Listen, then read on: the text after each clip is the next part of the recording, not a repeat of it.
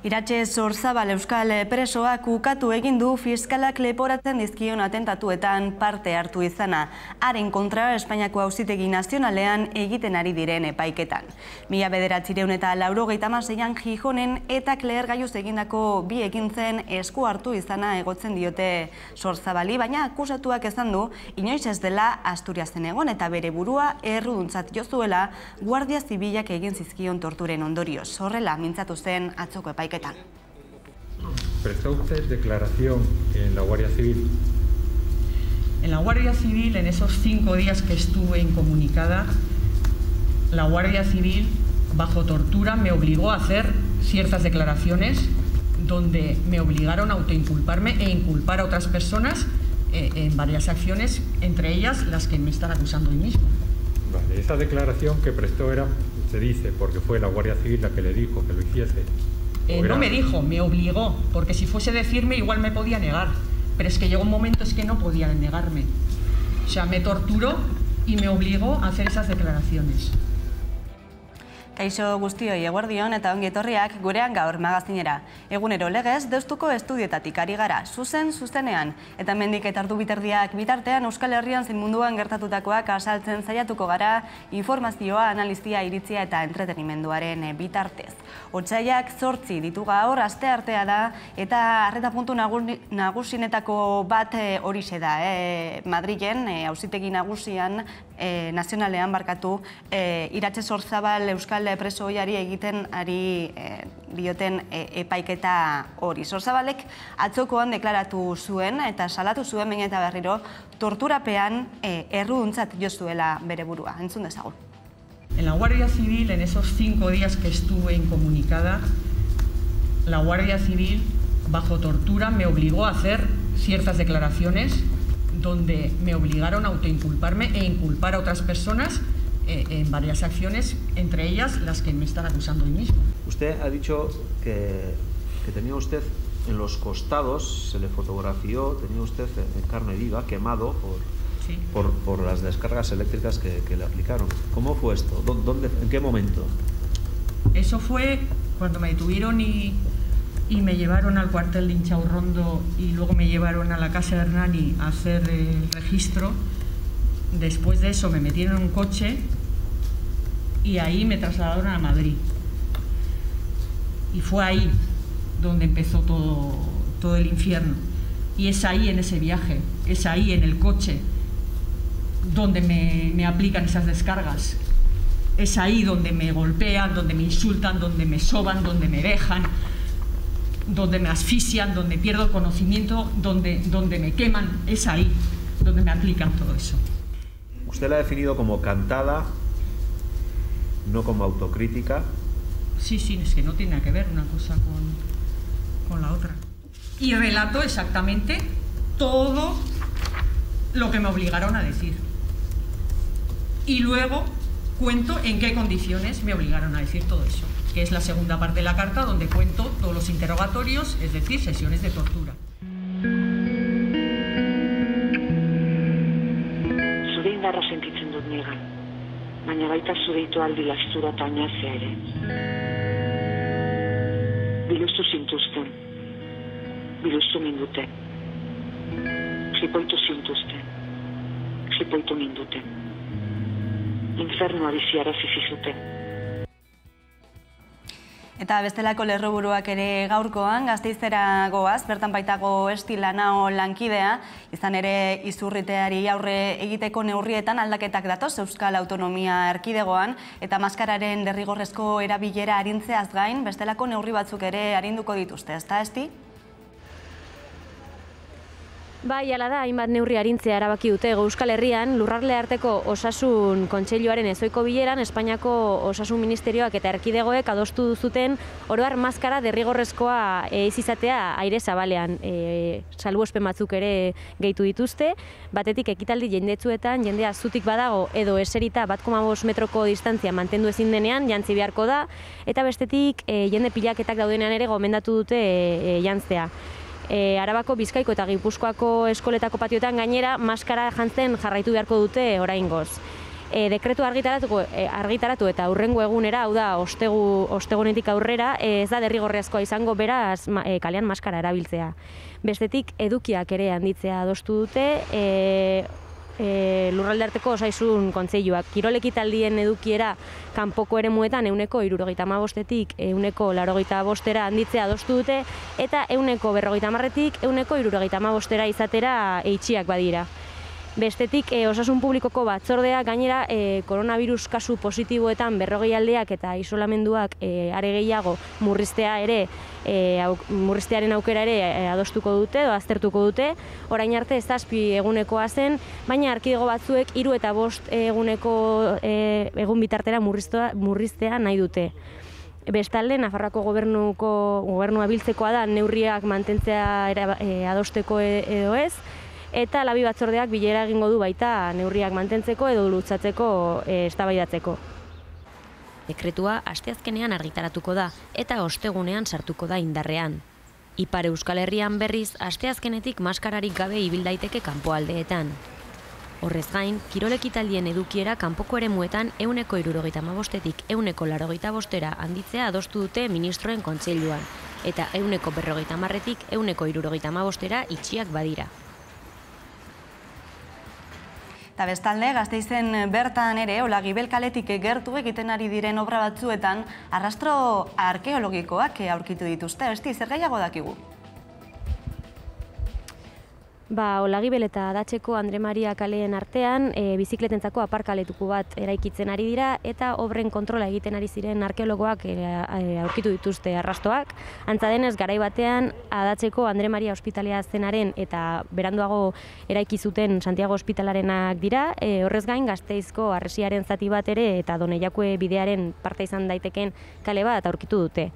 Aurkitutakoa erretako lurra duen zati bat omen da, sute bati dagokiona, eta dokumentazioari erreparatuz gero, 1507 urtearen inguruan, Adatxeko Andre Maria ospitalea erre egin zela agertzen da.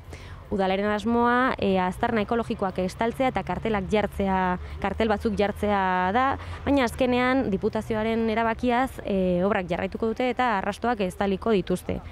Hala ere, azken egunotan, Arabako arkeologoek aztarna horiei garrantzia ematea eskatu dute eta arrastoi balio emateko alternatibak bilatzea eta aztertzea ere eskatu dute. Agir batean, Arkeologiarako Arabar Institutuak oraingoan ere obretan eta irekita leloari mantentzea eskatu diete erakundei eta norabide berdinean sinadura bilketa bati ekin diote. Eta ekonomia alorrean, Altan Bernedoko langileek greban jarraitzen dute eta gainera Gasteizen manifestazioa abiatu dute. Ez da, Esti? Bai, hala da, farmazia industriaren sektorean diharduen Altan Bernedo enpresako fabrikako latazka luzatzen ari da, izan ere azaroaren 29an abiatu zuten greba eta negoziazioan ez da aurrera pausorik izan oraindik. Grebalaria goizeko orduetan abiatu ziren Adurtzatik, hiriaren kanpoaldetik Arabako batzar nagusietaraino joateko. Izan ere, martxaren arrazoia Arabako legebiltzarrean mintzatu diren langileei edo langileen ordezkariei babesa ematea izan da.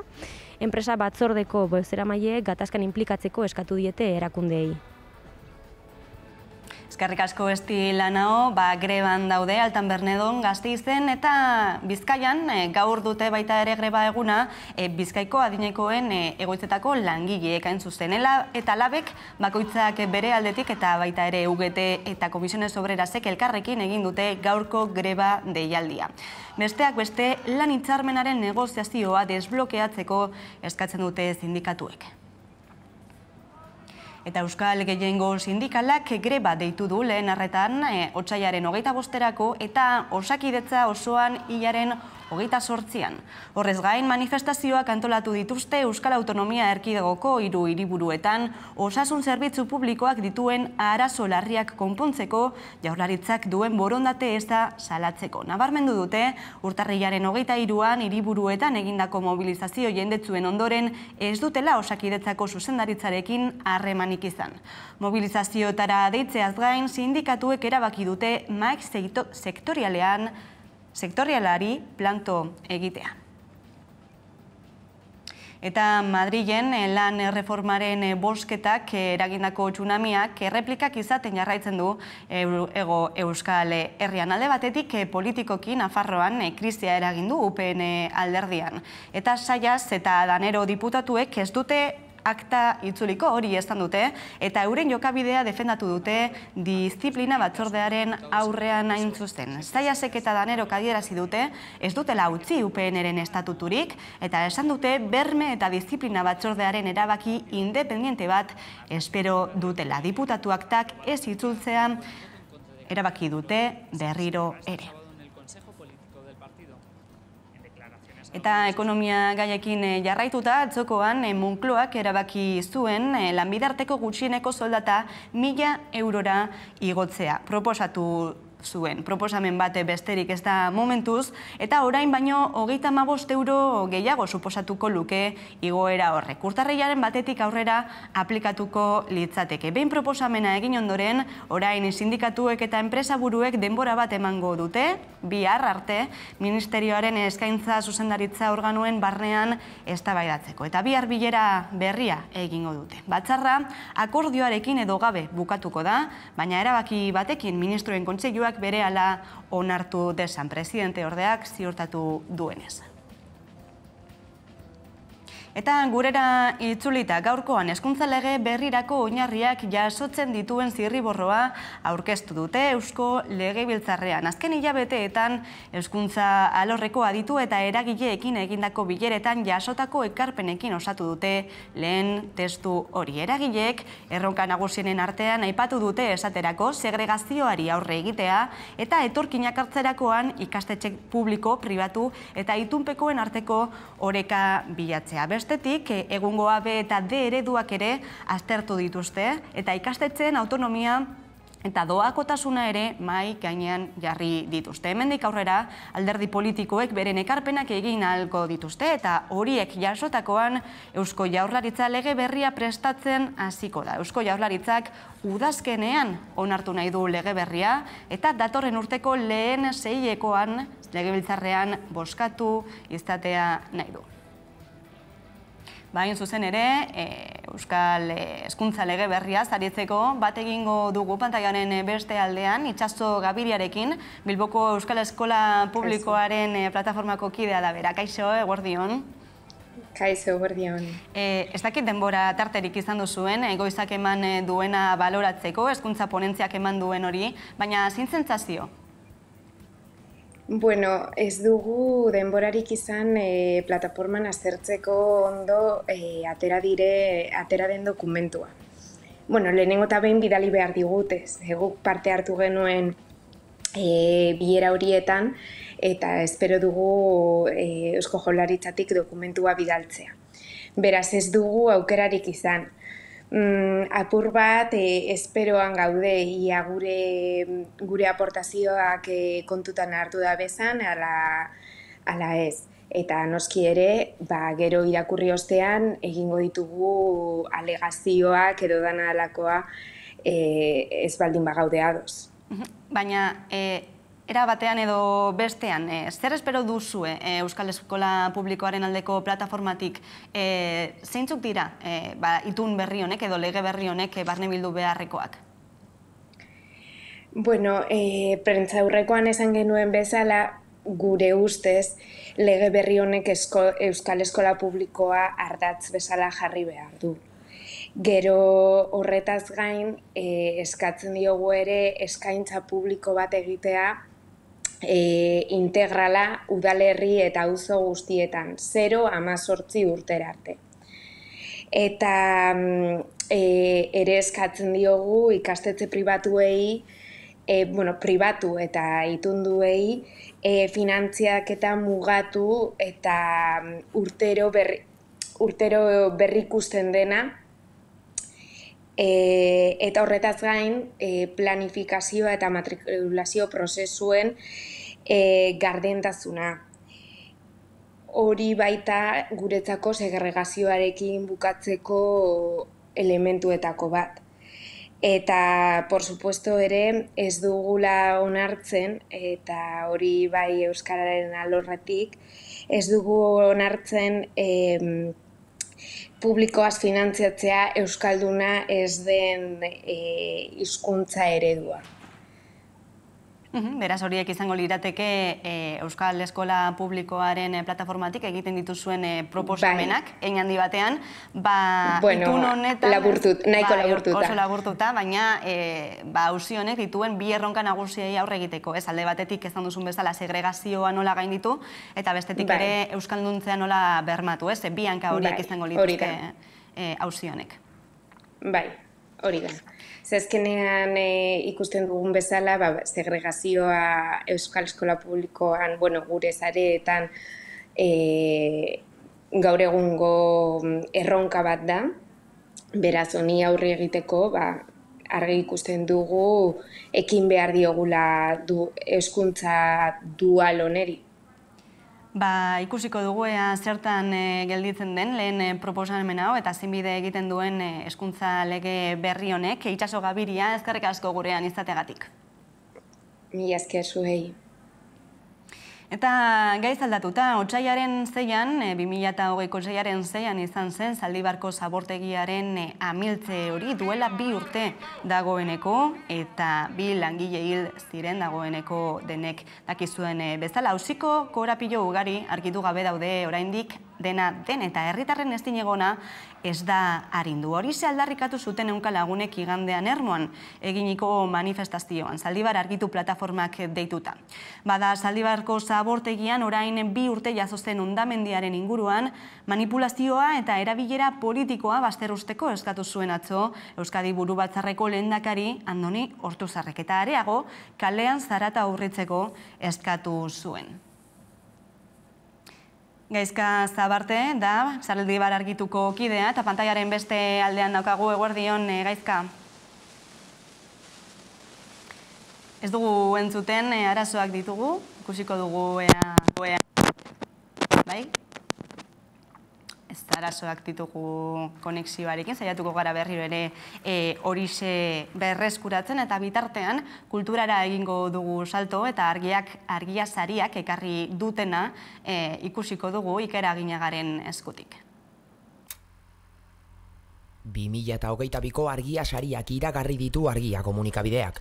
Euskarazko komunikazioan nabarmendu diren pertsona, talde, enpresa, profesional edo proiektuei eskaintzen dizkie urtero sariok komunikabideak, hainbat alorretako irabazle bana izendatuz. Hain zuzen, ikus-entzunezko, irrati, internet, prentsa, kanpaina honenaren eta merezimenduzko sari berezia ere banatu dute. Azken hori, Ipar Euskal Herriko Irulegiko irratia, Gure irratia eta Siberoko Botza irratiei eman diete. Izan duten ibilbidea aitzindaria omentzeko, azaldu dutenez. Duela 40 urte izandako ausardia eta orduz geroztik Euskal Herriari eta Euskarari egindako ekarpena saritu nahi izan dutela nabarmendu dute. Gainerakoan, Aiaraldea komunikabideak jaso du prentsaren argia saria, Tubasekseko langile borrokari buruz egindako jarraipena dela eta. Bertako kide Izarmendigurenek, tokiko komunikabideen garrantzia nabarmendu du saria jaso ondoren. Tubacexeko gertaeretan oso agerikoa izan dela, medio handiek zer erakutsi duten eta zer ez duten erakutsi eta bertako hedabideek egindako lanak ze aukera eta ze jarraipen mota ematen dizkien. Interneteko atalean Euskal Musikaren badok.eus atariak jaso du saria. Euskal musikarentzat eta haren zaleentzat ezinbesteko itsasargi izateagatik. Proiektuaren garapenari egin diote banatzaileek erreferentzia. Euskal musikari buruzko entziklopedia gisa izena, urte gutxian zabaldu eta biderkatu da. Panorama musikalari buruzko berriak, abesti eta diskoen estreinaldiak, elkarrizketak, abesti zerrendak, kontzertuen datak argitaratzen dituzte, besteak beste, baina katalogo izaera galdu gabe. Archipelagoa fikzio podcasta saritu dute irratiko atalean, Ulumediak eta EITB podcastek ekoitzia. Ikus-entzunezkoen alorrean aldiz Daba proiektua omendu dute, eta azkenik, pantailak euskaraz ekimenarentzat izan da kanpaina honenaren argia saria, streaming plataformetan euskara bermatzeko herritar talde batek abiatutakoa. Hemen gauzak beste modu batean egiten ditu. Eta orain bai, saiatuko gara berriro ere Gaizka Zabarterekin konexio hori berreskuratzen, Zaldibar argituko plataformako kidea da bera, eguerdion? Baita zuei ere. esaten genuen, ez, 2 urte igaro direla dagoeneko, Zaldibarko zabortegia amildu zenetik, eta 2 langileak bertan harrapatuta gelditu zirenetik. Lehenengo momentutik Zaldibar Argitu plataformatik lelo argia jarri duzue mahai gainean, ezta? Langileak osasuna eta erantzukizuna, eta 2 urtera oraindik ere aldarrikapen horiek bizirik diraute. Zein da egiten duzuen balantzea? Bueno, 2 urteko balantzea egitea oso zaila da, modu laburrean egitea behintzat.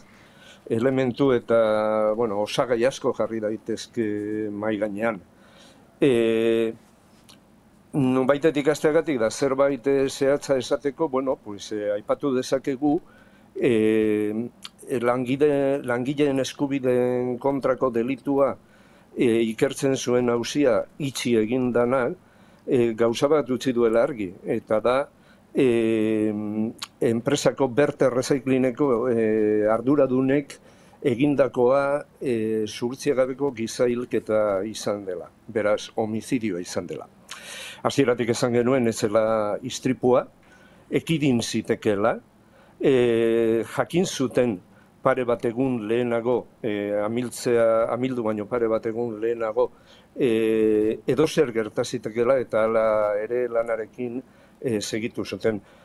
Bueno, gutxienez argi gelditu den gauzetako bada. Egia da baita ere, auzio horretan enpresako arduradunek homizidio hori onartzearen truke lortu dutela saihestea epaiketa publikoa, horrek izan zezakeen oihartzunarekin, eta baita kartzelara joatea ere, naiz eta 6 hilabeteko zigorra jaso.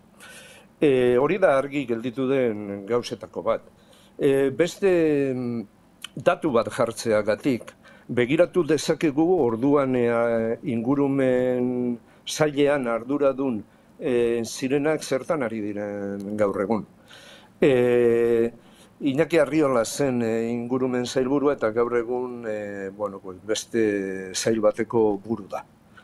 Bere ingurumen sailburu ordea Elena Moreno zen eta gaur egun Eusko Jaurlaritzako merkataritza zuzendaria da.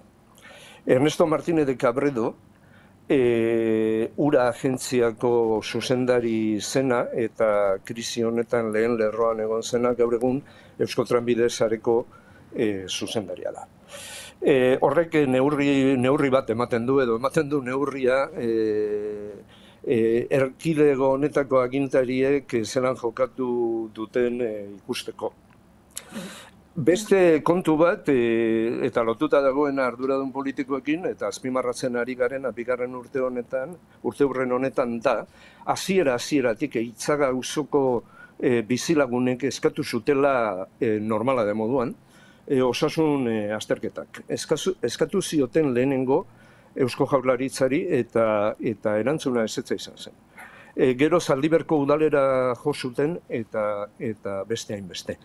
37 bizilagun horiei ukatu egin zitzaien erakundeen aldetik osasun azterketa bat. Horrek ere ematen du neurri bat ulertzeko hasieratik inguruan egon den haserrea eta konfiantzarik eza agintariekiko. Aipatu duzu ezta, behin eta berriro salatzen ari zaretena, ez zela istripu bat izan, alegia ekidinez zitekela, erantzukizunak egon badaudela, hori bera esaten du baita ere CEDEX-en peritu txosten horrek, ezta, saiastu zitekela, eta ez hori bakarrik kudeak eta hainbat akatzere egon ez direla, eta aipatu duzu ez, hemen bi erantzule nagusi egongo liratekela, alde batetik Berte Recycling, enpresa pribatu hori, zabortegiaren kudeatzaile nagusia zena, eta bestetik ere oso kritikoa agertu zarete Eusko Jaurlaritzak izan duen jarrerarekin 2 urte luze hauetan, ez? Europako Parlamentuko batzorde batek ere eskatu du Eusko Jaurlaritzak ikerketa batzorde bate eratzea. Zein da egiten duzuen irakurketa? Zergatik itzitzat eman nahi du lakuak kasua? Bueno, gu oso kritiko izan gara 2 urte hauetan, 2 urte hauetan dihardugulako lanean eta mobilizazioetan Zaldibar Argitu. Baina oso kritiko gara Eusko Jaurlaritzak, Eusko Alderdi Jeltzaleak eta alderdi sozialistak ere kontu honetan eduki duten jokabidearekin hamarkadetan. Aipatu duzun CDSen txostena epaitegian dago, eta CDSen txostenaren helburua da amiltzearen arrazoiak aurkitzea. Zergatik amildu zen. Orduan hor, oso sakona eta luzea da txostena, baina bai, aipatzen ditu, baita taulen bitartez osagai bakoitzak zerikusi eduki izan zezaken zera amiltzean, ezta? Betetze mailak erabilitako erabilitako isolatzaile geruza horiek, eta abar luze bat. Eta, bai, akatze pilo bat detektatu ditu CDSek. Baina bai, proiektu teknikoetan, eguretan, ere. Zer esanik ez, zabortegiaren kudeaketan. Eta baita ere, kontrol publikoan. Beraz, neurri batean hasieratik herritarrez zeukaten susmoa. Zabortegiaren kudeaketa desastre hutsa izan dela, ez dago zalantzarik, ikusita zelan amaitu den. Zergatik gertatu den hori, jakina da. Horko enpresariak kapitalaren jokan moldei lotuta daudenez irabazi azkarrak nahi dituzte aldanik eta gastu gutxiekin eta aldenik eta bizkorren. Horregatik, 8-9 urtetan, 30 bat urtean aurreikusten zitzaion betetzen maila zeukan. Orduan, bai, inork ez du zalantzan jartzen enpresariek arduraduna direla, baina buelta eman da galderari inork pentsa lezake Eusko Jaurlaritzako arduradunek, ingurumen sailek ez daukatela ardurarik, hain ondo egin dutela eta gero ikusi ze gertatu den, eta hau diogu, ze kontrolana berari dagokio. Aipatu duzu, Europar Parlamentuko eskarien batzordeak, aho batez, erabaki du lehenengo eta behin ikertzen segitzea. Hau da, ikusi du hor badagoela zer ikertu, ea Europar Batasuneko zuzentarauak, ingurumenari dagozkion zuzentarauak edo urratu diren ikusteko. Eta horretarako informazio gehiago eskatu dio bai Eusko Jaurlaritzari eta bai Europar Batzordeari. Zergatik, hain zuzen eskuartean daukan informazioa Eusko Jaurlaritzak eta bidalitako txostenak antza denez, etzailelako iruditu nahikoa ondorio batzuk ateratzeko. Orduan, hori, erabaki dute ikertzen segitzea. Eta horren kontrapuntoa Euskal Herrian daukagu, non Gasteizko Legebiltzarrak zetza eman zion ikerketa batzorde bat sortzeari. Beraz, Bruselan ikertzen jarraituko da, baina hemen ez. Lehen aipatu didazu, ze interes daukaten hau izteko, interesa arduren gatik, baina ezin da izan, ezin da beste arrazoirik egon. Azken batean, ikuskaritza eta kontrola hori ondo betetzen zen ala ez, eta ez bertako zabortegiko jarduna bakarrik, baita ere proiektu teknikoak eta ikuskaritza pribatuetan bilatzen zitzaizkien txostenak, eta hori ingurumen sailak egin behar zuen. Eta begibistakoa da, ez duela ondo egin. Zehaztu beharko da, puntuz punto, zehatz-mehatz, ea zertan egin duen utz, baina kontrolean utz egin duela bistakoa da. Eta hor gainera badaude beste ardura batzuk, batetik da, esate baterako, Josu Jon Imaz industria sailburu zela, industria sailak atera zuen enpreseken eta jarduna arintzeko, atera zuen agindu bat, nun besteak beste malgutu egiten ziren ikuskaritzak, hau da privatizatu. Enpresa berak konsultoria, aholkularitza dena delako olako enpresa kontratatzen zituen, ikuskaritzak egin ziezaizkion. Eta gero horiek bidali izan dira Eusko Jaurlaritzara. Eusko Jaurlaritzak kontrastatu beharko zuten ondo bertaratuta, ia ikuskaritza horiek ondo eginda dauden, eta bar. Baina, bai. Ez argi dagoela, oraindik ere gauza anitz dagoela argitzeke, mami asko duen gaia badela, baina denbora gabe gelditu garela gaizka hurrengo batean luzeago hitz egiteko aukera izango dugu. Eskerrik asko gauko guzti hauek emateagatik eta hurrengora arte. Eskerrik asko zegoen. Eta jarraian, eguneko elkarrizketa nagusiarekin itzuliko gara. Gaurkoan gurekin izango dugu hemen Hamaika Telebistako platoetan Inigo Hernando Galdakaoko alkatea, hain zuzen ere Usansoloko desanexioari buruz hitz egiteko, besteak beste, orain arte. 1998an hasi zen Usansoloko desanexioaren lehen etapa eta hainbat urte abiatutako prozesuan urrats garrantzitsua eman dute. Zehazki Usansolo auzoa Galdakotik bereizi eta Bizkaiko 113. udalerri izateko. 5. prozesua da eta Agustin Aizpurua Usansolo herria plataformako kideren esanetan, urte horietan ez da egon udalean borondate politikorik. Ez gaude, Usansolo ez da herria, ez guk ez duguleko gure lan egin, baizik udaletxe honetan ez daleko egon borondate politikorik inoiz. Usansolo udalerri gisa eratzeko eguna gero eta gertuago ikusten duten Galdakaoko auzoa den eremuko herritarazkok. Izan ere Galdakaoko udalak gehiengo osoz onartu du. Galdakaoko eta Usansolo bereizita bi herriek izango dituzten ezaugarri guztiak zehazten dituen memoria batzordea. Eta Usansolotarrei desanexioaz galdeketa egitea ere onartu dute.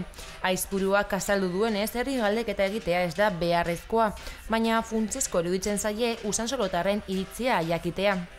Baina ez dugu gobernuak ez du ikusten prozesu amaierera joatea galdeketa hori egin barik eta Usansolok esan barik zer nahi duten egin. Baina ez da egiten duten lehenengo galdeketa 2014an beste bat egin zuten, eta desanexioaren aldeko bozkak nagusitu ziren.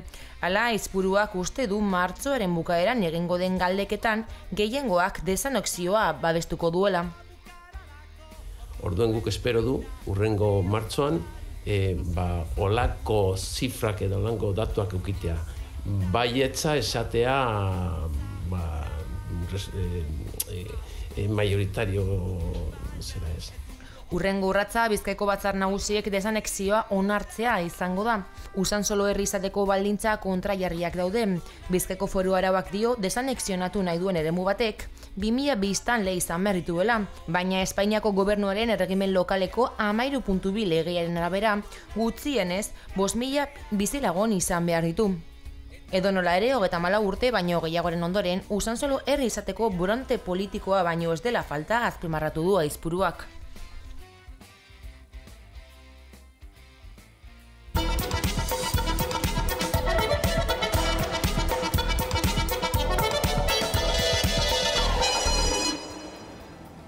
Eta egunero legez, elkarrizketari atea irekiko diogu, eta horretarako gaurkoan gurekin dugu Inigo Hernando Galdakaoko alkatea, eguerdion eta ongi etorri Hamaika Telebistara. Leira. Usansoloko segregazioari buruzko galdeketa ofiziala egitea, iragarri duzuen, martxoan izango da. Aldarrikapen horrek hamarkadak dituen arren, lehen aldia da, esan dago, galdeketa ofiziala egingo dena. Zer kalbidatu du hori? Gu 2019an heldu ginen gobernura, eta gure konpromisoen artean, zuk esan duzun moduan, hamarkadetan zehar, korapiatuta egondan arazo honi, irtenbide bat ematea izan zen gure konpromisoa. 2020an, hasieran 2020ko urtarrian, osoko bilkuran, prozesu guzti honi hasiera ematea, oniritzea eman genion, eta puntu honetan gauz. 2 urte eman duguz Aldundiagaz batera, memoria eratzen, memoria tekniko, ekonomiko, soziologiko, juridikoa eta bideragarritasun azterketak eratzen, eta puntu honetan gauz. Ointxe bertan, aurreko osoko bilkuran onartu zena izan zen memoria hori Aldundira igortzea eta galdeketa, esan duzun moduan, galdeketa deitzea. Hala ere, hasteko ez, eta ikusentzuleak testu inguruan jartzeko, nondik eta noiztik datorre Usansolo Galdakotik bereizteko nahi hori? Nik uste dut betidanik egon dela Usansolon sentimendu hori. Galdakostarrok oso ondo ezagutzen dugu, Usansolotarrek oso ondo defenditzen durie. Eta datu historiko lez, eratuan memoria horretan adibidez agertzen dira dokumentuak zelan 19. Mendean, Usansolotarrak kesatzera joaten ziela Galdakoko udaletxera, medikurik ez egolako Usansolon. Atzetik datorren arazo historiko bat edo, da hau, eta uste dut, ointxe bertan egin behar duguna, arduraz jokatu, naturaltasun oso sartu, eta ariketa demokratiko bat bultzatu behar dugula, Usansolok bere etorkizuna erabaki dezan. Eta zen nolako erantzunak jaso dituzue herritarren partetik, ez? Galdeketa hori iragarri zenuenetik? Galdakon adibidez, naturaltasunez hartzen den gai bat da.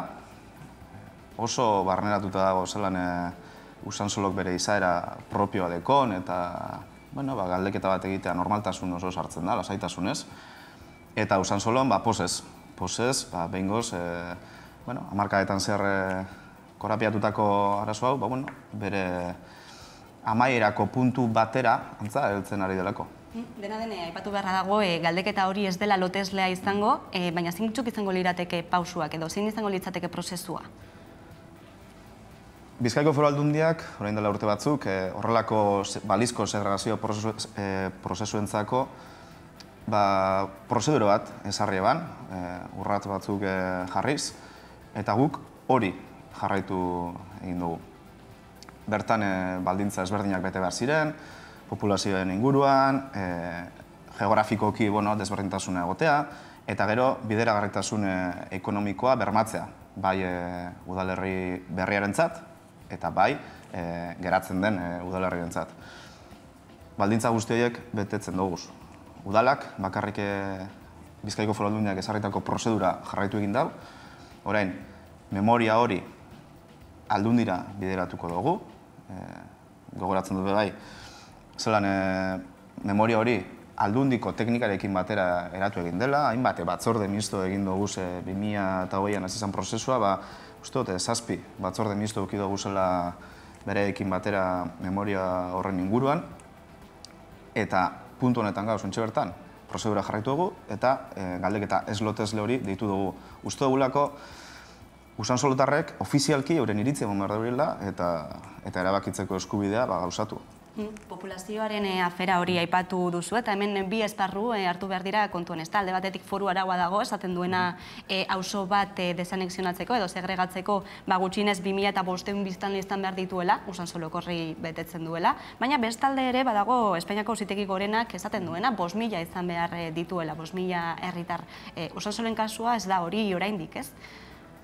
Bai, baina Galdakoko udalak ez dauka eskumenik hori erabakitzeko, eta guk egin duguna izan da bakarrik, Bizkaiko Foru Aldundiak ezarritako prozedura jarraitu. Horrelako kasuentzako bakarrik geneukan Bizkaiko Foru Aldundiko prozedura. Beraz, orain, Bizkaiko Foru Aldundira igorriko da memoria eta emaitzak eta dana dalakoa, eta han erabaki beharko dute, gero batzar nagusietan bozketa baten bidez edo, ze iritzi dekien gaiaren inguruan. Baina berriro dinot, guk ez dugu eskumenik erabakitzeko edo segregazio bat bidezkoa dan edo ez erabakitzeko eta formalizatzeko. Hori Bizkaiko Foru Aldundiaren eskumena da. Baina, dena dene, naiz eta Bizkaiko Foru Aldundiak argi berdea eman, gertatu izan da, Gipuzkoako udalerri batzuetan, ez? Gero Auzitegi Gorenak horixe atzera botatzea, aukera hori egon daiteke ere. Bai, baina kasuak ezin dira orokortu. Kasuz kasua aztertu beharreko afera izango da, eta Usansolokoa berez aztertu beharreko kasua izan beharko da. Aipatu duzu, ezta? Memoria bat osatzen lanean ari izan zaretela, azken urteotan, garrantzi berezia hartzen duena gainera, aipatzen dituen besteak beste, Usansolo herri independiente gisa izango balitz, zer ekarriko lukeen, ez? Zein izan da memoriaren muina? Azaldu dezakezu pixka bat zer ekarriko lukeen desanexio horrek? Bai, ondorio nagusia da Usansolo independente batek edo Galdako bat Usansolo barik, biak alabiak bideragarriak izango liratekela. Eta ez leukilea inolako galerarik izango zerbitzuetan, adibidez. Aurrezte mailari dagokionez, bebai, Usansolok bere aurrezte maila eukiko leuke eta Galdakok mantenduko leuke. Beraz, memoriaren ondorioa zein da, guztiz balizko, edo bideragarri izango litzatekela balizko segregazio bat. Hala ere, hori gero, galdeketa eslotesleen ondorioz ikusi beharko da zein dan Usansolotarren iritzia eta Aldundiak zer dinon. Baina barrio dinot, uste dut guk dana jarraitu dugula, 2 urtetan korapioa askatzen saiatu izan garela eta hementxe gaude. Dena den, galdeketa iragarri eta gutxira, Galdakako EAJak nahiko kritiko agertu da eta zuzenean salatu du udala jendearen ilusioarekin jolasten dabilela. Zer esango zenuke horren? Hori EAJak erantzun beharko leuken gauza bat da. Nik bakarrik dinot gure udal gobernua sartu zanetik, 2019an, konpromiso hau aurrera eraman dugula. Gobernu planeko puntua da, Usansolo erabakigun izan behar dela, naturaltasun osoz aurrera eraman dugun gauza bada. Eta, hemeroteca hor da hau, hamarkadetan zehar luzatu den prozesu hau, 2 urtetan irtenbide bat ematen saiatu gara, eta hementxe gaude. Beraz, ondorioak bakoitzak atara ditzala. Urteetan zehar ataskatuta egondan gauza bat, eta non gauden gaur egun. Lehen aipatu duzun memoria horretan ere, barne biltzen da, zerbitzuekin, ez? Zer gertatuko litzateke? Azaldu dezakezu? Bai, ez da 19. mendeko kasu hori non Usansolok ez zeukan medikurik ez ezer. Zerbitzu guztiak dauzka gaur egun Usansolok, kanposantua izan ezik, uste dut, izango zen gauza bakarra, baina uste dut horretan adostasun batera helduko inakela. Baina kiroldegiak, ambulategia, zerbitzu guztiak izango lituzke, balizko herri independente horrek, eta Galdakok beraldetik, zerbitzuak ez lituzke Usansoloraino eraman beharko, adibidez.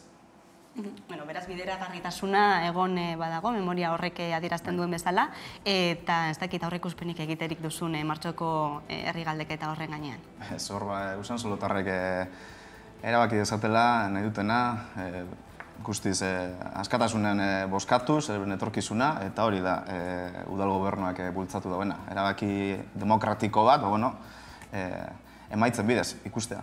Itxaron beharko da orduan martxoaren amaiera arte, zer ematen duen herri galdeketa horrek, eta galdeketa alde batera utzita, Galdakaon ere bestelako gaiak ere badirelako, bihar bertan argitaratuko da, udalaren buletin ofizialean adostu berri duzuen kontziliazio plana itzindaria, ez da berra dago gainera, zer ekarriko du?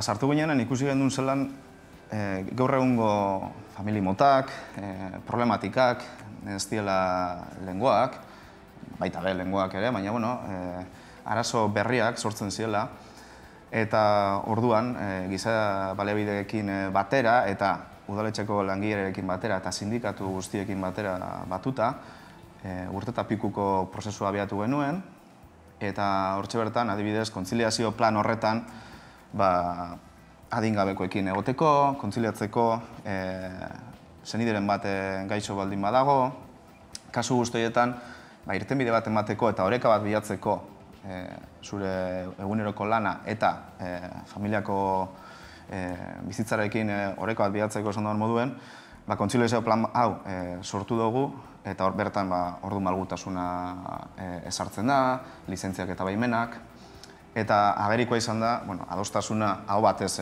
onartu da, bai langilearen sindikatuekin, guztiek adostasuna aurkeztu dure, azaldu dure, gobernuko alderdi guztiak, baina baita be oposiziokoek.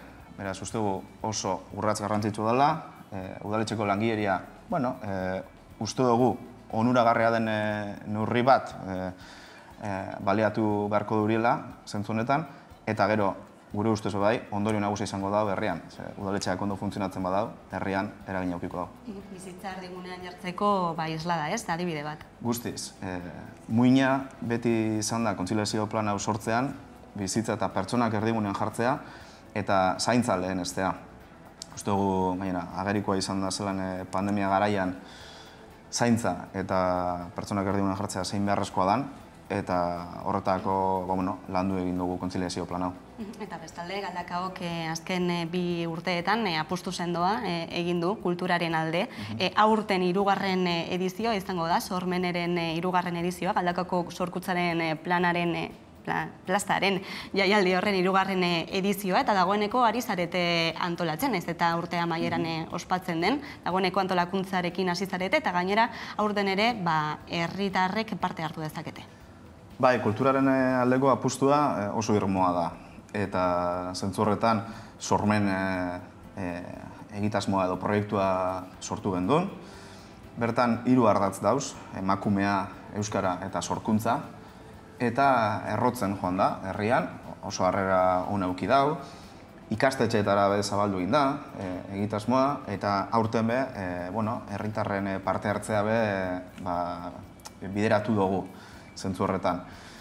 Uste dugu Euskal Herriarentzat edo eta kulturgientzat horrelako plaza erreferenteak sortu behar direla, eta barrio dinot, kulturaldetik apostu irmoa da, eta hau sormene beste bat da. Baina baita Ordeko Torrezabal kulturetxea, non indarrak eta baliabideak bideratu ditugun horretarako, eta uste dut jentea eskertzen ari dela. Herrian gainera, bizi izan dugun garai zaila hauetan. Garai zailak aipatu dituzu, orokortuak dira, ez da, Izurritearen ondorioz hainbat proiektu atzeratu behar izan dira, hainbat udaletan eta gobernuetan, pentsatzekoa da Galdakoko kasua ere hori badela. Bai, guztiz, dozein administrazioak ikusi dauzelan bere proiektuak geldiune batean egon diren, momentu batean, baina alanda be, uste dut zentzu horretan, kudeatzeko gaitasuna, egunerokotasuna kudeatzeko gaitasuna erakutsi behar izan dugula, batez be udaletxeok, eta jenteak hori gerri dauela. Aurrera egin dugu, Izurritea amaitzen dabilela moten dau, zentzu horretan, eta, geldiune horretan egon ziren proiektu batzuk gauzatzen ari dira, beste batzuk martxan dauz, Galdakon gauza asko ikusten ari dira, zelan, apurka jenteak igarri dauz, zelan, derrepente gauza asko egiten ari diren, eta arrazoietako bat agian Izurritean geldiune bat egon zela izan da, baina aurrera egin behar dugu. Geldiune horrek ezin gaitu gelditu. Martxa, berrartzen ari zarete beraz orain, eta esaterako zertan dira etxe bizitzaren edota aparkatzeko problematikaren egitasmoak? Bi arazo oso handi, Galdakaon, bata etxe bizitzaren presioa, batez be, eta aukera falta, eta bestea aparkalekuena. Etxe bizitzen inguruan, Eusko Jaurlaritzekin batera eta udaletxeko alderdi guztien adostasunarekin gainera, 60 zuzkidura bizitoki eraikitzeko proiektua onartu egin dugu. Bertan, alokairu basuko etxeak izango dira gehien behar dutenentzat, gazteak edo premia duten familientzat, eta baita be horretarako eta informazio gisa etxe bizitza lehiatila zabaldu dugu udaletxean, ostegunero egoten dana, pertsona dator zerbitzu ematen. Bai, zelan ikusi dugun hainbat eta hainbat etxe bizitza dut Geneuzkan herrian, hoiek alokairuan jartzeko jabeekin kontaktuan gaude, eta hoiek, esan duan moduan, utzik ez egotea bideratzen saiatzen ari gara. Eta aparkalekuena, geneukan arazo handi bat, zala, lur gainean, hainbat eta hainbat aparkaleku falta, eta lurrazpian aparkaleku publikoak utzik.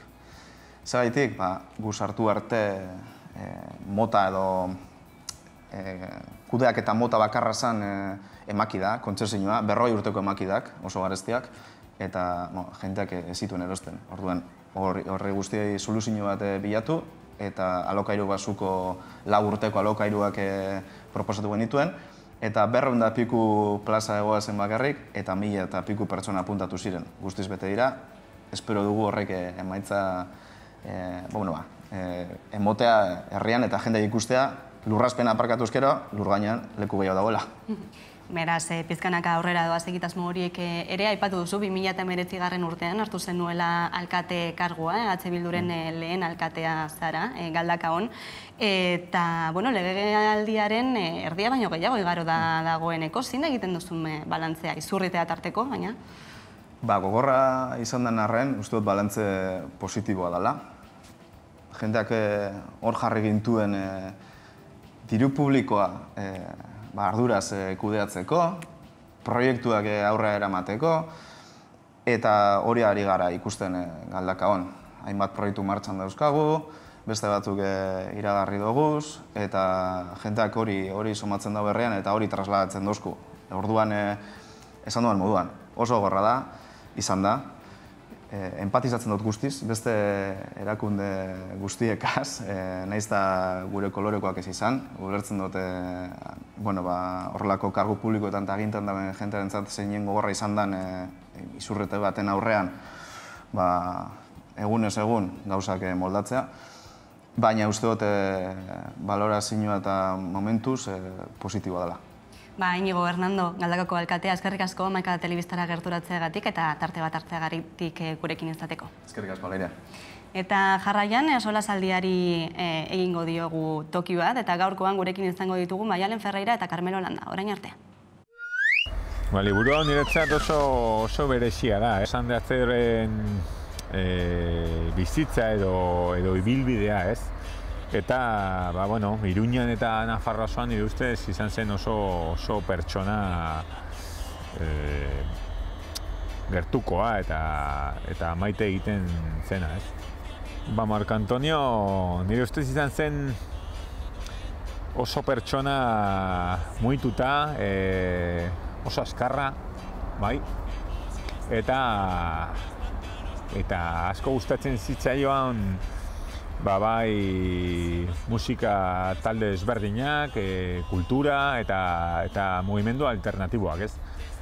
Orduan, nire ustez, garai hartako egoeran eta garai hartako Iruñan oso pertsona garrantzitsua, liderra moduan esango nuke. Azkenean, asko gustatu egin zait ezagutzea pertsona, ez? Zeren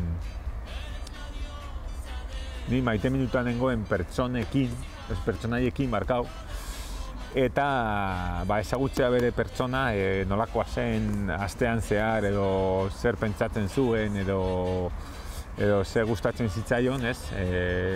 Musikaz gain, horrekin geratzen naiz.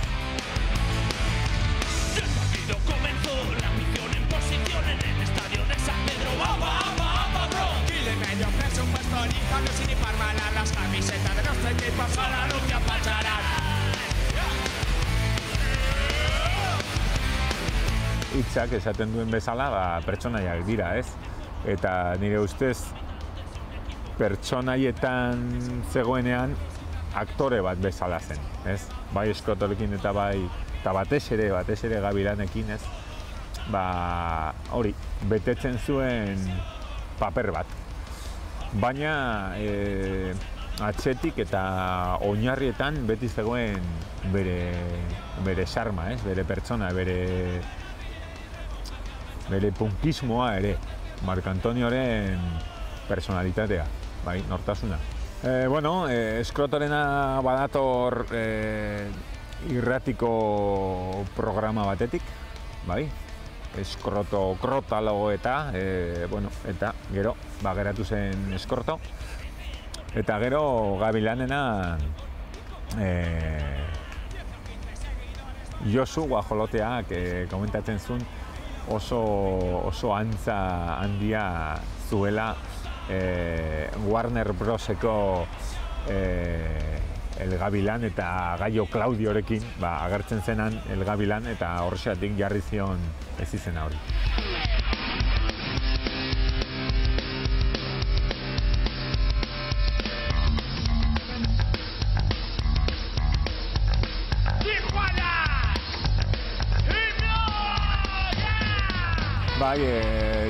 Tijuanetako garaian, rock radikal basko zegoen puri-purian eta talde pilo bat sartu ziren kontzertu hortan eta Tijuanakoek baita ere. Baina gero oso bitxia izan zen Naparmexarena, ez? Azkenean berak asmatu zen genero berri bat eta hori oso zaila zen hemen, Iruñan, Nafarroan. Esango nuke edozein lekutan, baina konturatzeko ze azkarra eta ze ingenioa zeukan, hori asmatzea musika genero bat ez da bat ere arrunta. bai, musika tipo aldetik, musika mota aldetik ez zuten zer ikusirik, baina mezuak bai. Alde batetik punka moduan edo rantxerekin, baina bereziki hori punkismo hori mantentzen zen. Eta oso bitxia zen bigarren garaian, guajolotekin, jende edo pertsona guztiek dantzatzen zutela, jiji jojo barregiten edo, baina mezua antzegoen. Insumisioaren alde, edo migrazioaren kontra, edo salatzen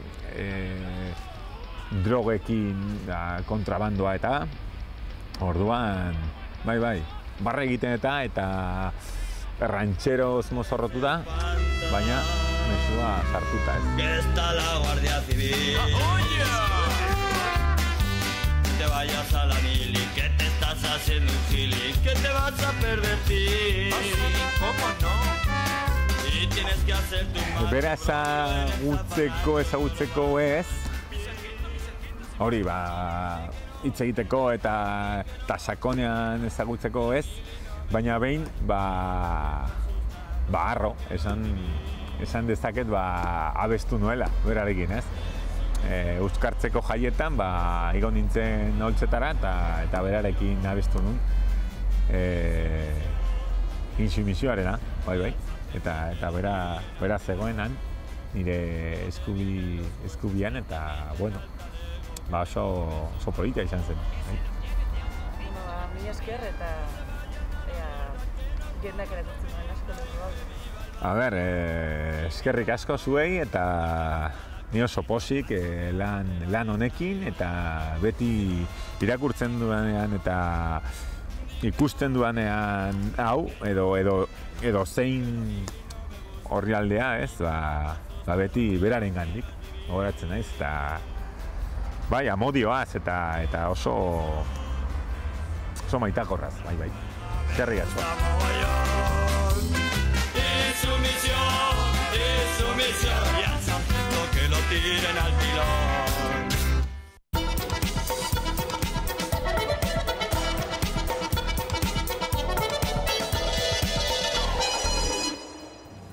Eta gunero lege, solasaldiari bide emango diogu, eta horretarako gaurko solaskideak maian bertan ditugu, Maian Ferreira, eguerdion. Kaixo, eguerdion. Eta bestetik, Carmen Holanda, eguerdion. Eguerdion bai. Madrilera begira jarriko gara, zuzen auzitegi nazionalera, bertan atzo eta gaurkoan zehar, epaiketa bat burutu delako, Iratxe Zorzabal Euskal Presoiaren aurka, epaiketa saio horietan baina eta berriro salatu du Zorzabalek, torturapean adierazi zituela, adierazi zuela, errudun izan zela, eta entzungo dugu atzokoan deklaratutakoak. ¿Prestó usted declaración en la Guardia Civil? En la Guardia Civil, en esos 5 días que estuve incomunicada, la Guardia Civil, bajo tortura, me obligó a hacer ciertas declaraciones donde me obligaron a autoinculparme e inculpar a otras personas en varias acciones, entre ellas las que me están acusando hoy mismo. Vale, esa declaración que prestó era, se dice, porque fue la Guardia Civil la que le dijo que lo hiciese. No me dijo, me obligó, porque si fuese decirme igual me podía negar, pero es que llegó un momento es que no podía negarme. O sea, me torturó y me obligó a hacer esas declaraciones. Hortxe testigantza, ez da baldintza horietan epaitzen duten lehenengo aldia, hori ere esan barra dago, ez da lehen euskal preso oia edo euskal presoa ere, eta ez dakit zuen ustez zer espero daiteken, Espainiar justiziatik, testigantza horrekin zer espero daiteke, ez litzateke bertan bera utzi beharko auzia? Begira, Iratxeren kasua, Iratxe Zorzabalen kasua, berriro ere da, drama baten eta eskandalu baten errepresentazioa. Gainera, egiten dute errepresentazioa, sartzen dira hor Auzitegi Nazionalean da representatu egiten dute, ez da? Da, eskandaloa da. Niri historialaria naizen aldetik berehala ekartzen dit gogora inkisizioaren prozesua haiek, ez da? Hori da, hau da, egundoko tortura izugarriak egin behartu hau eta bestea deklaratzera autoinkulpazioa besteak ere implikatu, ez dakit ikusi duzuen, Akelarre filma adibidez, hori da, esan nahi dut, Espainiar estatuak ez du aurrera egin, atzera egiten du, eta errepikatu egiten ditu eskema berberak. Niretzat da ikaragarrizko eskandaloa. Bueno, esan behar da, nazioarteko begirale eta autoridade askok, Brian Corrin tartean eskatu dutela bertan bera ustea epaiketa. Istanbuleko protokoloa daraman aditu batek esan zuen ezin dala epaiketa bat egin torturan oinarritzen diren alako karguekin, dalako torturakin, esan nahi dut. Niri iruditzen zai benetan, hau da, jasan ezina eta aguante ezina dala ja asuntu hau. Diozu, errepikatu egin da? Errepikatu. Jaurlaritza berak, 5.000 tortura kasutik gora frogatutzat eman zituen. Hauek daude argazkiekin, irudiekin, esan nahi dut, elektrodoak aplikatu, bertebra bat bere tokitik atera, esan nahi dut, eskandalozko txakurkeriak egindakoa Guardia Zibilak. Por cierto, bide batez esan da, Intxaurrondon hasi zen prozesu batean, ez da? Non eta Intxaurrondon. Bueno, bertan bera utzi beharko lirateke berehala prozesu hauek, ez dute egingo, bertan bera itxi beharko litzake berehala Intxaurrondo bezalako torturaleku bat, ez dute egingo, esan edut, Estatu Espainiarraren eremuan, erresuma horren eremuan gaude, eta pairatzen dugu eta sofritzen jarraitzen dugu. Eskandalo ikaragarri bada, ez dago itxik hau kalifikatzeko. Ez dago itxik, eskandalua. Izan ere entzungo ditugu Iratxe Sorzabalen testigantzak, tortura testigantzak oso latzak dira, aldez aurretik aipatzen dugu. Baina otsailaren 13an torturaren aurkako eguna denez, eta Carmelok aipatu bezala 5.000 torturatu baino gehiago gutxienez egiaztatuta daudenez, entzungo dugu testigantza hori lehenik eta behin. Ez que gaina, lehen aldian ez nekin ez nu sinisten forensa zenik, ni bentsatzen nuen txakurratzela besteak bezala, Guardia Zibil bat zela. Eta izan zen momentu bat, gela batea eraman induten, eta azaldu zen tipoa, eta erakutsi zian forensa zela, ez nion sinistu, eta esaten zian hori errekonozitu hartziala, eta ni momentu horretan oso gaizki nengon, oso gaizki, eta salto egiten nun, gerturatzen zen bakoitzen, eta salto egiten nun, eta eta ezukitzeko, eta usteko, eta ez nion usten, ez nion sinisten. Eta lasaitzeko esan zian, eta bagon ginen, ez dakit, ordu erdi, ni aurki batean dardarka, eta ez ere esan gabe zinun, ez nion sinisten. Bez bigarren aldian? Baina beldurra baino gogoa. Nik ez nuen hiltzeko beldurra, ninekan gogoa. Bakarrikan, ezin duzu, baina alizan ezkero? Gogoa, bai. Hortxe, adibide bat, besterik ez, milaka eta milaka kasu torturatu egon dira herri honetan, hamarkadatan zehar impunitate osoz gainera, eta gaur ere, horrelako epaitegietan, horrelako testigantzak entzutean, sortzen den nolabaiteko isiltasunak ere, zer esan ematen du, ezta, Maialen? Bai, alaxe da, oso harrigarria da eta oso ofertia da alakoak entzutia eta alakoak pasatzia, eta gure aurpegixan bertan. Eta oso, niretzako harritzekoa da, zuk esan duzu moduan, ez? Da 7 pertsonalitate internazionalek, politiko abokatuak, haien artean, Brian Corrin abokatuak, eskatzen dagoela Espainiari hori kontuan hartzeko bere aitorpenak, eta bai, deklarazioa buruz ikastera derrigortu zutela, eta Espainiak zer esaten dago? Zelan tratatzen dago, 56 urte eskatzen diote, ez? Eta hori bai, ulertzia zaila da. Begira, hor, gogoratzen naiz duela urte batzuk bazegoen PSOE-ko justizia ministro bat, Juan Fernando López Aguilar, gero Europako Parlamentura bidali zuten, baina ura justizia ministro zela, izenak ere badauka. Eta esan zuen, jendea gartzelatik irteten dela, egon lasai, fabrikatu egingo ditugu inputazio berriak. Bueno, hor ikusten da zein den inputazio fabrika. Claro, autoinkulpazioa tortura ikaragarriak eginda, ez da? Hor dago fabrika martxan. Estatu Espainiarra tortura fabrika eta inkisizio fabrika bada. Eta martxan dago. 2022 urtean martxan dago eta lako epaiketak egiten dituzte. Esan dezagun, 56 urteko gartzela zigorra eskatzen diote. 56 urteko gartzela zigorra horretan oinarrituta. Bueno, hori da Espainia gaur egun. Eta Eta are gehiago, ari dira Madrileko komunikabide askotan esaten, inputazioa fabrikatzen jarraituko duela. Esan dute, espreski, etako buruzagi omen zirenen kontra, behin da berriro epaiketak fabrikatuko dituztela, hau da, fabrikatu. Orduan, mesedez, zertaz ari gara? Audientzia Nazionala zer da hori? Hori zer da? Justizia sistema bada hori? Hombre, mesedez. Lekuaren politika hori ez, berriro ere. Baita, gainera, pasetan da askotan ez dala errekonozitzen, ez? Dala tortura poliziala, ez? Eta justo, jantzan astean, eldiario.esen publikau genuen, undaka polizia eta guardia zibilek, eurak saiatu ziela, eurak hori, biktima polizialak bezala moduan jartzen, ez? Eta lei hortan sartzen. Eta, eskerrak ez dituztela onartu. Badago etaren biktimako lege bat, eta behar bada eurak barruan sartu daitezke, edo igual jadaz barruan eta bai nahi dute etaren biktimak eta biktima polizialak izan. Hori da oso... Maialenek orain atera duen gaia oso gai interesgarria da, eta gaur egunekoa ere baita malez. Eta hor daukagu arazo bat, larria, eta da negazionismo historikoa deitzen dena, edo ukazio historikoa, ez da. Eta hori ez da bakarrik gertatzen Madrilen, Audientzia Nazionalean, Guardia Zibilaren ahoetatik. Hori tamalez, Euskal Herrian bertan eta Jaurlaritzaren ahotan ikusi izan dugu azken aldian. Non eta jesuitek, Deustuko Unibertsitatean, txosten bat egin dutenean, esan ez, hemen, baina 1960 urtetik ona, hau da, frankismo bete-betean, Guardia Zibila eta Polizia Espainiarrak tratu txarra jasaten zutela poblazioaren aldetik, herritarren aldetik, eta biktima zirela. Hau da, orduan, hau da,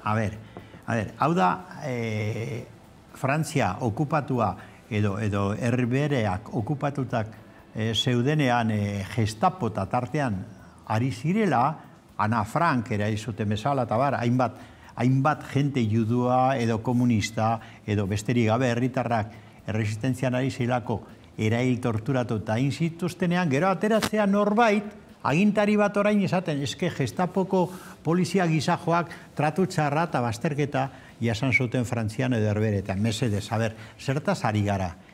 Uste dute jentea tontoa garela? Orduan, gobernu batek, Jaurlaritza batek eta kontseilari batek egin den bezala, altura hauetan esatea frankismoan hemen Guardia Zibilak eta Polizia Espainiarrak bazterketa eta tratu txarra jasaten zutela eta biktima zirela, iruditzen zait, benetan, absurdo azken gradura eraman nahi izatea. Eta horrek justifikatzen du bestea beste, hau, nik uste dut hori salatu behar dugula. Hau da, torturen legitimazioa dator nondik eta Jaurlaritzako kontseilari batek esaten duenean, Guardia Zibilak eta Poliziak hemen biktimak izan direla. Bueno, eta intzaurrondo zer da orduan. Biktima gizajoen gordeleku bat. Eskandalu batetik bestera egingo dugu salto. Orain honetan Eliza barruan eman diren sexu abusuak izpide. Izan ere PSOEk Madrilen oraintxe duela gutxi proposamen bat egin du. Ikerketa talde bat eratzeko, arartekoak gidatuta izango duen ikerketa talde bat, baina nortzuk eratuko dute, ez, talde hori, adituak, biktimak eta Elizaren ordezkariek ere. Zenolako zentzua du honek? Bastauko batez. Lehenik eta behin entzun behar da biktimen iritzia. Hori da, lehenik eta behin egin behar dakoa. Eta Pedro Sánchezek esan duenez da, nahi dutena da, zaratarik ez ataratzea, ez? Gai hau aztertzia, baina zaratarik ataragabe. Eurak esaten dute horrekin biktimak errespetatzen diela. Baina gauza bat da, nietako gauza bat da, biktimak errespetatzia, eta beste gauza bat da, gertatu dena edo gertatu zena, eskutatzen saiatzia, ez? Urte asko eta pila bat igaro ditugu, hau sekretu bat bezala tratatzen, eta nire ustez, zaratatera behar da, beti errespetuz, baina hau dana jakin behar da, eta hau dana, bai, ez da eskutatu bihar, beti errespetatzen biktimak, baina laxe da.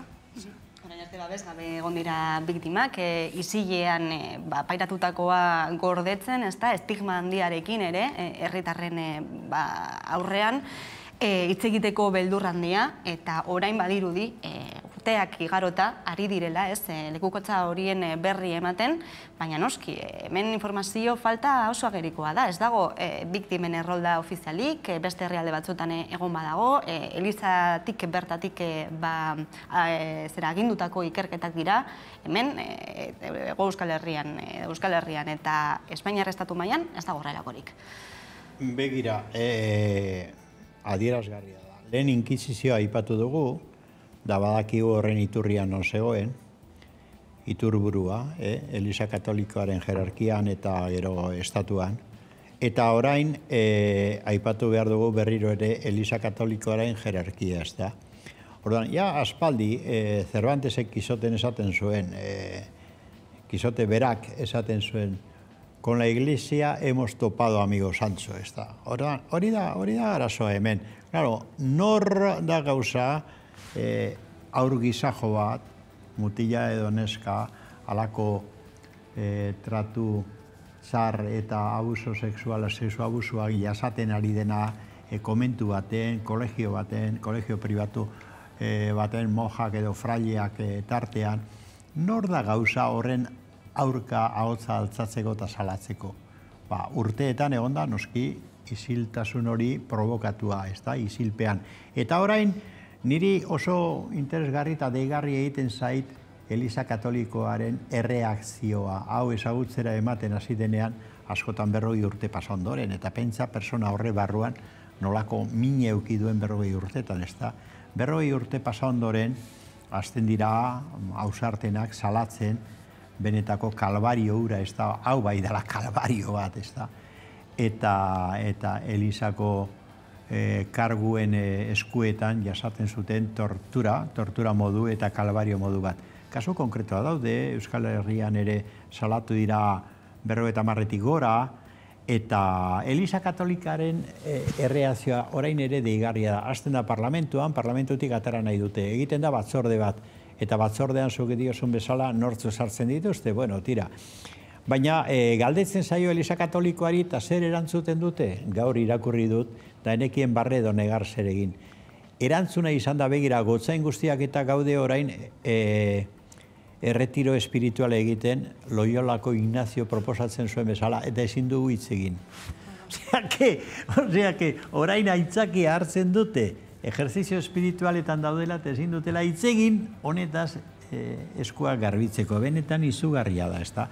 Izugarria da erreakzio hori, eta nola onartu egiten zaien, estatuaren da gobernuen aldetik, halako jarrera hipokrita hori, nik uste dut benetako eskandaloa dela, eta herritarrok ezin dugula utzi eskandalo hori gauzatzen. Azkeneraino argitu behar dira kasuak, eta ondorio guztiekin, nik uste dut. Horrekin lotuta baita ere, orain arte, Donostiako Gotzain izandakoaren azken hitzak, ez? Jose Ignacio Munillaren hitzak sexu abusuen inguruan, entzun ditzagun. Zait onargarria gertatzen, izandako kasu konkretu jengatik gure apaizen joera bizitza zalantzan jartzea. Eta gehiago esango dizut, gaur egun badakigu gertatzen diran abuso sexualak Elizaren barnean 1% direla. Atentzioa iruditzen zait nola, ez du ematen 89% ematen du ez dagoela ikertzeko asmorik. Maialen. Ezken Munillaren deklarazioak betik hartzen ditut, ez dakit. Osea, ezin diela kontuan hartu.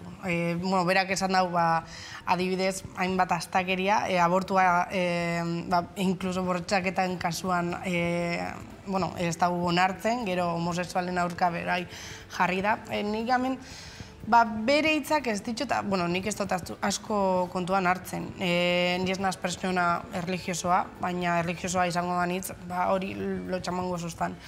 Adibidez, hemen Euskal Herrian hainbat kasu egon dia, nik urreitu nahuen 2019an Salesianosen kasua, hemen Deuston bertan, eta bertan,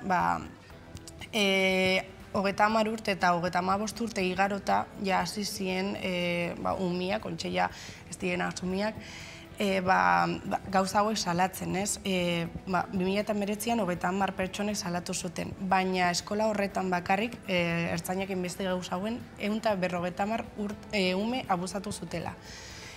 Gauzie da, 30 urte igaro bat dira ezin diela epaitu, zelegeak horrek hori adierazten da. Orduan, abusatzen dutenak, kasuan honetan Don Txemi izeneko irakasle bat izan zen, bere bizitza guztia libre igarotzen dute, eta hori badakite. Gero bai gazteluetan, ze pasau zen, gazteluetako kasuan bai lortu zuten irakasle hori epaitzea, baina zer esaten zuen eskolak, errua umeari botazion, orduan, gazteluetan, eta zoroa zagoela, bai, zarun loko, ez dakize, eta orduan, eta ume hori, ontsi ja dauko 25 urte, eta sekuelak ditu oraindik, hori bai kontuan hartu bidea, eta hori hemen bertan pasetan da gure aurpegien aurrian. Bueno, aitortu behar dut, Munillaren kasuan gauza bat ikusten du positiboa, eta da, Gipuzkoatik alde egiten duela. Lastima ematen dit Orihuela, usteot Orihuelara destinatu dutela, baina sentitzen du bereiengatik, baina bintza Gipuzkoa libratu da personaje horren eraginetik, eta hori oso gauza positiboa da. Bestela, ustel hutsa da. Munilla ustel hutsa da, eta berak badaki. Eta berriro ere, ahoa zabaldu dunean, bere ustelkeria nabarmen utzi du. Nik uste dut, Eliza Katolikoa zerbait benetan sakona egin beharko lukela, halako jendea, hortik, bereziki karguetatik, kanpo usteko, ez da? Ez dago eskubiderik, gertatu denaren ondoren gainera, apaisa bedinkatu eta biktimak berriro ere torturatzeko, ez da, deklarazio horiekin. Ez du merezi, ez da komentario horik ere. Gaiz aldatuko dugu, eta Eusko Legebiltzarrera joko dugu. Bertan goizean zehar egin dutelako ponentzia bat, hezkuntzaren alorrean, badakizue hezkuntza itun batean lanean ari direla, hainbat eragile desberdin, euskalgintzako eragileak, hezkuntzakoak eta alderdi politikoak ere, hezkuntza lege berri bat egiteko. Iragarpena da 2023-rako bide ematea lege berri horri, baina oraindik lanean ari dira horretan proposamenak jasotzen eta erronkei nola aurre egin erabakitzen. Bi zutabe handi daudela esan daitezke, alde batetik euskalduntzea nola bermatu eta bestetik segregazioari nola aurre egin, bada gaurkoan magazinean gurekin izan dugu, Euskal Eskola Publikoako plataformako kide bat, Itxaso Gabiria, eta hause da, ezan diguna, euren eskakizunen gainean. Ez dugu denborarik izan plataforman aztertzeko ondo atera den dokumentua. Lehenengo eta behin bidali behar digutez, guk parte hartu genuen bilera horietan, eta espero dugu Eusko Jaurlaritzatik dokumentua bidaltzea. Beraz ez dugu aukerarik izan. Apur bat esperoan gaude ia gure aportazioak kontutan hartu da bezan, ala ez. Eta noski ere, gero irakurri ostean egingo ditugu alegazioak edo dana alakoa ez baldin bagaude ados. Ez dute izan denborarik goizekoaren gaineko baloraziorik egiteko, baina plataforma honek dioen gauzetako bat da segregazioaren muina titulartasunean dagoela. Diote ikasleen erdia sare publikoan matrikulatzen delako eta beste erdia itunpeko ikastetxeetan. Hemen kokatzen dute, titulartasunean kokatzen dute segregazioaren kausa nagusia. Ez dakit ados zaudeten zuek. Ez, ni bat ere ez da gainera uste dut debate oso interesgarria dagoela horre. Nik lehenengo galdera egingo nuke, eta Itxaso Gabiriari lastima nahiko nuke menegotea eta eztabaida hori garatu.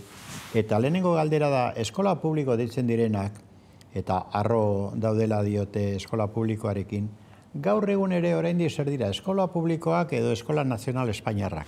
Hori galdetuko nuke lehenengo. Da, argitapen hori importantea da. Zeren, klaro, oraindik orain, baldin bagaude, nik susmoa dudan bezala, Eskola Nazional Espainiarren menpe, Euskaldunok beharko genuke bestelako eskola publiko bat. Eta hau zergatik diodan, esaten du kurrikulunagatik. Oda, kurrikulum, hasi eskola aurretik eta unibertsitateraino nok egiten ditu kurrikulunak. Noraino egiten dira Madrilen, ze porcentaiatan egiten dira. Noraino markatuta doa eskola publiko deitzen den hori Madrileko programetatik. Eta programa horiek dira Espainiarra zabaltzeko eta Espainia bera finkatzeko eta Euskal Herria, ez da? Orduan, Euskal Eskola Publikoa, ze titularitate dauka horrek benetan, eta zer ematen dio publiko izakera hori. Galdera hona da, ez da, bigarren, segregazioa esaten da, eta integrazioa. Bueno, oso eztabaida interesantea, oraintsu ekidut, eztabaida hori, hain zuzen ere, Podemoseko ordezkari batekin, ez da, oraintsu. Berak esaten zuen, klaro, eske ona datozenak integratu egin behar dira, eta era berean errespetatu behar da beraien kultura. Bale, nik susmatzen dut, lehenengo errespetatu beharko dena, lehenengo eta behin da bertoko kultura, ez da. Noraino gaur egun Euskal Eskolak bermatzen du bertoko kultura, hau da, hizkuntza eta kultura zentzu zabalean errespetatzea, eta noraino inposatzen du kanpoko kultura bat, ez da? Galdera interesgarria dira. Nik uste dut oso modu egokian plazaratzen dela gai hau orain, zergatik, eztabaida egin behar delako, baina ez bakarrik parlamentuan, da ez bakarrik ordezkari politikoen arte, gizartean egin behar da. Eztabaida, ni desiatzen nago, nahi dut eztabaida egin. Da nahi dut jakin, zergaitik Katalunian esate beterako segregazioaren kontra murgiltze plan bat egiten dutenean, Espainiar estatua hasten da, baldintzak ipinitzen da horren kontra eta espainolaren porcentaiak ipintzen, zergatik. Katalunian ezin dute erabaki, beraiek zein den eskola publikoa katalana, guk euskaldunok zer, kurrikuluna zergatik jasan behar dugu, Espainiako historia, erregen historia eta halako historia zergatik, eta geografia. Ezin dugu ikasi hemen bertoko geografia eta bertoko historia.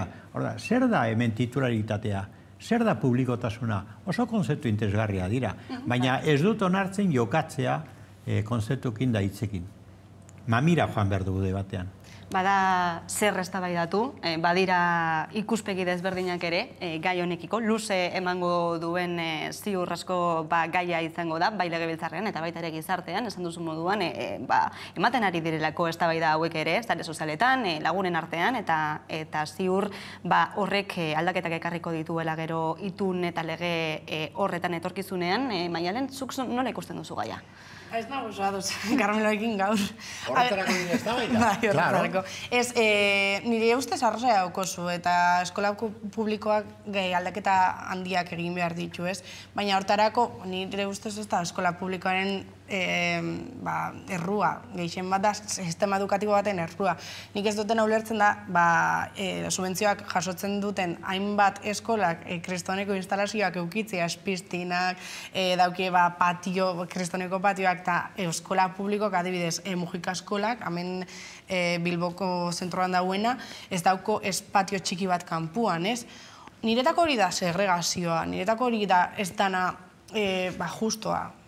Bebai da, zer hori hizkuntza, zabaltzea, hizkuntza, errespetatzea eta hori egisa da, baina bebai da dana, ez? Ez da bakarrik, dirua badukozu, aldozu super ondo ikasi eta ez baukozu dirurik edo atzerritarra bazara, ez. Maialen, gai ona eta gainera adibide ezin hobea ipini duzu, zergatik esango dizut. Ni bizi naiz Mujika eskolen parean. Eta duela 20 piku urte ezagutzen dut hor gertatzen dena. Esango dizut, Mujika eskolatan hasteko, eskola horiek erabili izan dira eta erabiltzen dira oraindik geto bezala. Hau da, etorkinez, etorri berria gainera betetzen da. Eta nik galdetzen du, eta zergaitik ez dira etorkin horiek eskola publiko, omen diren diferentetan, integratzen da, dana konzentratzen dira edo gehienak konzentratzen dira eskola horretan, lehenengo. Hor daukazu segregazio kasu konkretu bat, eskola publikoan, lehenengo kontua. Bigarren kontua, zer da integrazioa eta segregazioaren kontra egitea? Izango da ni pentsatzen dut, etorkinak halako getoetan mantendu ordez, gizartean integratzea, berdintasunean, gurekin besteokin, justu kontrako egiten ari da, eskola publiko askotan.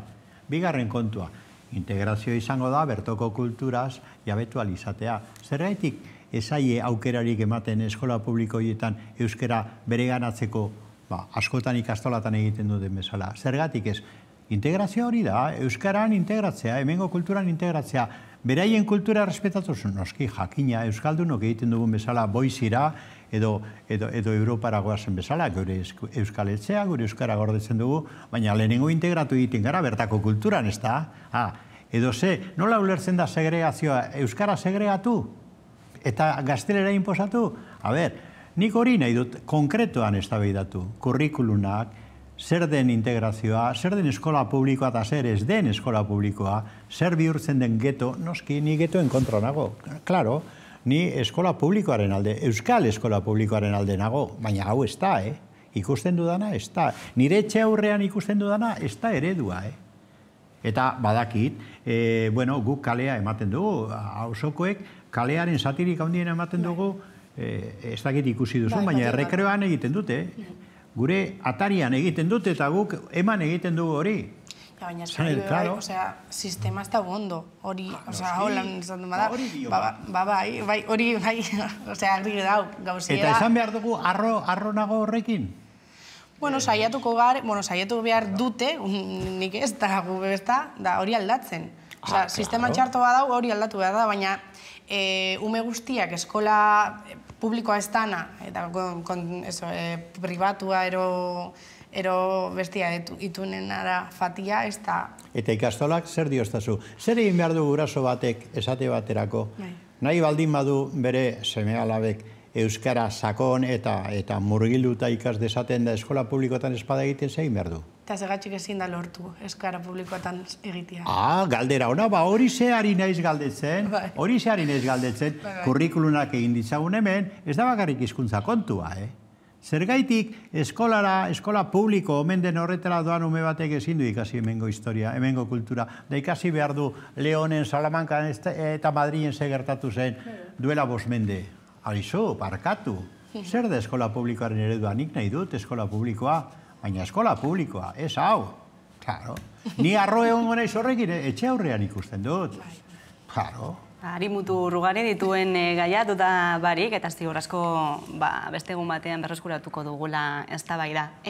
Maialen Ferreira eta Carmelo Landa eskerrik asko beste gurean izateagatik, eta jarraian eguneko albiste nagusia Carolina Suarez lankidaren eskutik. Ondo izan.